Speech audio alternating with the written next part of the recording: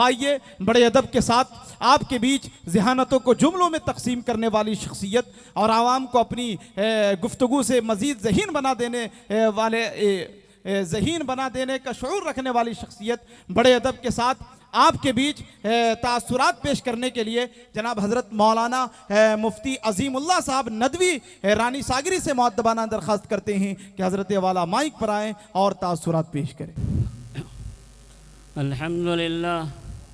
الحمد لله كفى وسلام على عباده الذين اصطفى أما بعد فأعوذ بالله من الشيطان الرجيم بسم الله الرحمن الرحيم إنا نحن نزلنا الذكر وإنا له لحافظون صدق الله العظيم قال النبي صلى الله عليه وسلم خيركم من تعلم القرآن وعلمه وقال النبي صلى الله عليه وسلم من سلك طريقا يلتمس به علما سخر الله له طريقا إلى الجنة أو كما قال عليه الصلاة والسلام۔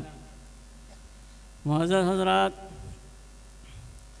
طبیعت تو تھکی ہوئی تھی، بولنے کا کچھ ارادہ نہیں، بلکہ جو حضرات مہمان ہیں ان کو موقع ملنا چاہیے، لیکن لوگوں کا اصرار ہوا ہے کچھ تاثرات بیان کر دیا جائے 5-10 منٹ، تو اس سے الامر فوق الادب کے تحت چند باتیں مختصراً عرض کر دی جاتی ہے، ورنہ بالکل اندر سے طبیعت بالکل گوارا نہیں کر رہی، طبیعت بالکل تھکی ہوئی۔ لیکن کہنے کا یہ کہ اللہ تبارک و تعالی نے فرمایا قرآن مقدس کے اندر انا نحن نزلنا الذکر وانا لہ لحافظون، ہم نے قرآن کو نازل کیا اور ہمیں اس کی حفاظت کرنے والے ہیں۔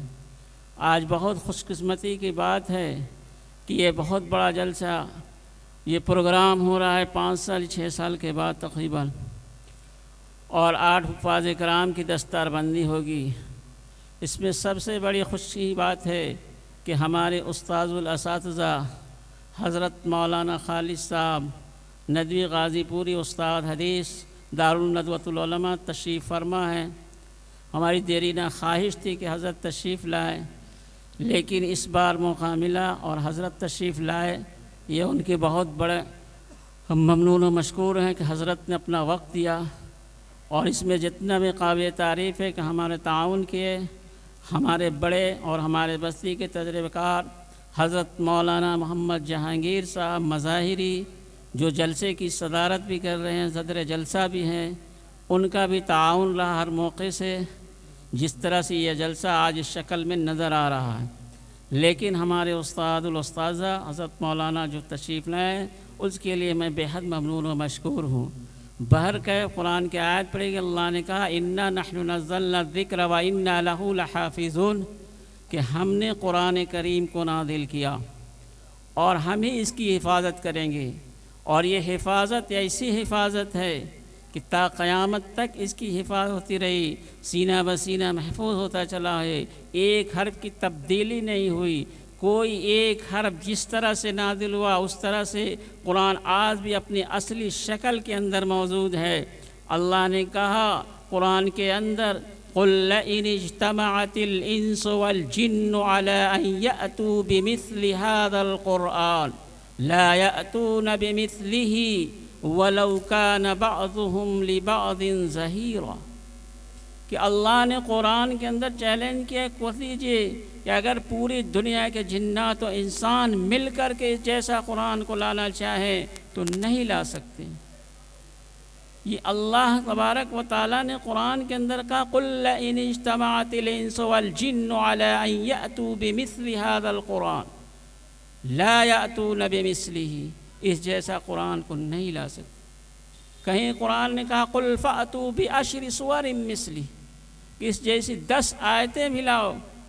اس کو بھی اس وقت کے ادبا و صلحاء موجود تھے، لیکن کسی کے اندر یہ نہیں تھا کہ اس جیسی ایک آیت ایک حرف لا دے قرآن جیسی، اس لیے کہ قرآن اللہ کا کلام ہے۔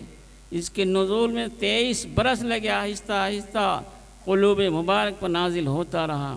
سب سے پہلی آیت جو نازل ہوئی اس میں کہا کہ اقرا بسم ربک الذی خلق خلق الانسان من علق، کہ پڑھو اپنے رب کے نام سے۔ معلوم ہوا کہ علم وہ ہے جس میں انسان کا رشتہ اپنے رب سے جڑ جائے۔ یہ علم حقیقی علم تو ہے، لیکن حقیقی علم ہے کہ جس کا اندر انسان کا رشتہ اپنے رب سے جڑ جائے۔ اللہ نے کہا اقرا بسم ربک الذی خلق، پڑھو اپنے رب کے نام سے جس نے تم کو پیدا کیا۔ وہی رب ہے، وہ علم ہے، وہ قرآن کا علم ہے، دین کا علم ہے۔ اللہ کے رسول صلی اللہ علیہ وسلم نے فرمایا، شروع میں حدیث نے پڑھی، خیرکم من تعلم القرآن وعلمہ، کہ تم میں بہتر وہ ہے جو قرآن کو سیکھے اور سکھائے۔ تو اللہ کے رسول صلی اللہ علیہ وسلم فرما رہے ہیں کہ بہتر وہ ہے جو قرآن کو سیکھے اور سکھائے۔ لیکن آج ہم کو قرآن سے دوری ہے۔ قرآن کی اللہ تبارک و تعالیٰ قرآن کے ایک حرف پر 10 نیکیاں ملتی ہیں، لیکن آج ہم میں قرآن کی تلاوت کرنا دور کی بات۔ رمضان آیا تو پڑھ لیا، کوئی مر گیا تو پڑھ لیا، لیکن سب سے بہتر ہے کہ روز پڑھنے والی چیز ہے۔ اللہ کے رسول صلی اللہ علیہ وسلم نے فرمایا، خیرکم من تعلم القرآن وعلمہ، کہ تم میں بہتر وہ ہے جو قرآن کو سیکھے اور سکھائے۔ تو یہ اللہ کے رسول صلی اللہ علیہ وسلم کا فرمان ہے۔